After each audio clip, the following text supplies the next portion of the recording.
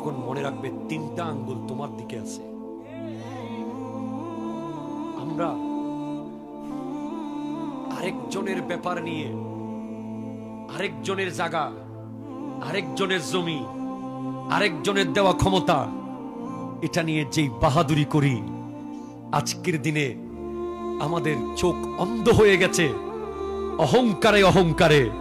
আমি অমুক, আমি সমুক, আমি এই, আমি সেই।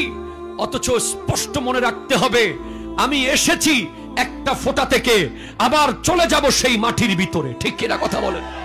আমাকে গুলশান থেকে বানানো হয় নাই, আমাকে বসুন্ধরা থেকে বানানো হয় নাই, আমাকে দুবাইয়ের ব্রুজ খলিফা থেকে বানানো হয় নাই, আমাকে হোয়াইট হাউস থেকে বানানো হয় নাই।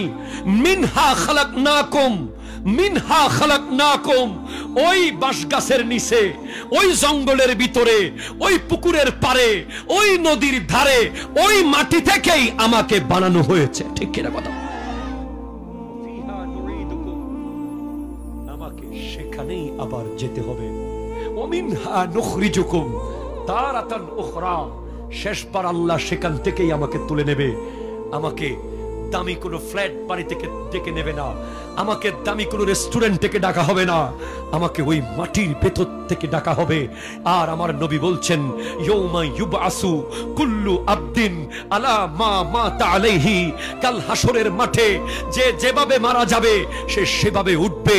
একজন আল্লাহর রাস্তায় শাহাদতের সুদা পান করে শহীদ হয়েছে, সে শাহাদতের রক্ত নিয়ে কবর থেকে উঠে যাবে।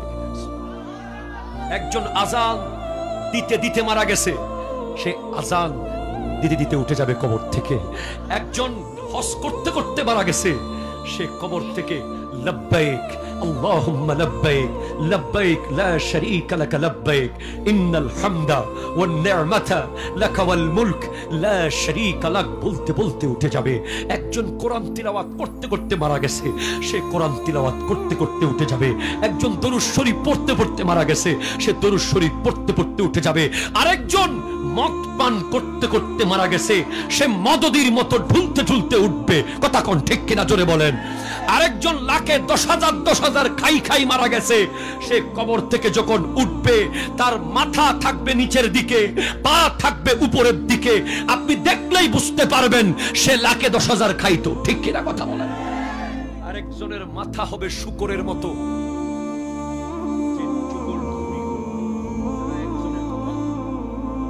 আরেকজনকে লাগায়, এদিকের কথা ওদিকে দেয়, ওইদিকেও ঠিক এদিকেও ঠিক রাখে। এই লোকের মাথা হবে শুকরের মতো। আর যারা টাকা ব্যাংকে জমায় মসজিদে দেয় না, মসজিদের ক্যাশিয়ারের জুতার তলা শেষ, ওই 500 টাকার জন্য 5,000 বাজাইতে হইছে। আর ওইদিকে ওয়াইফাই এর বিল বরাবর, টেলিভিশনের ডিশের বিল বরাবর। এমনি মসজিদে যাইয়া হুরুস্তুল অর্ডার দিব, এই লাইট এমন কেন, এই ফ্যান এমন কেন। কিন্তু মসজিদের জন্য টাকা চাইতে গেলে আসি তো, অথচ ব্যাংকে টাকা পড়ে আছে। ঠিক কিনা কথা বলেন? আপনি দেখবেন কিয়ামতের মাঠে ড্রাইভার যাচ্ছে জান্নাতে, মালিক দাঁড়ায় আছে বহু দূরে। কিরে, তুই না আমার ড্রাইভার ছিলি, তুই কেমনে বেহেশতে যাইতেছস? কয়, স্যার আপনি আমার যে টাকা দিতেন এতে একটা 150 টাকার প্লাস্টিকের কল মসজিদের উজুখানায় কিনা দিছিলাম। মানুষ উজু বানাইছে আর আমার কবরে সোয়াব গেছে। আর মালিক সাহেব উনি বড় পয়সাওয়ালা, টাকা দিতে পারে নাই। মাহফিলের জন্য টাকা চাইতে গেলে 5 টাকার নোট সিরাটা বাইর করে দেয়। আর যেই টাকাগুলো দোকানে চলে না, টেম্পুতে চলে না, বাসে চলে না, জুমার দিন মোটামুটি চালাই দেয়। কথা কোন ঠিক কিনা জোরে বলেন না? এরকম লোক সমাজে আছে না? মানি ব্যাগ মনে হয় সিরা ফেলবে এখন, মানি ব্যাগ রে ওরে গুতানি গুতায়। 100 টাকার নতুন নোটটা দেখে, এটা 500 টাকা তুই কিনলে আইছস। খবর আছে কিয়ামতের মাঠে তারা যখন উঠবে তাদের গায়ে আগুনের তীর মারা থাকবে, তীর। যারা টাকা আসে কিন্তু আল্লাহর রাস্তায় দেন।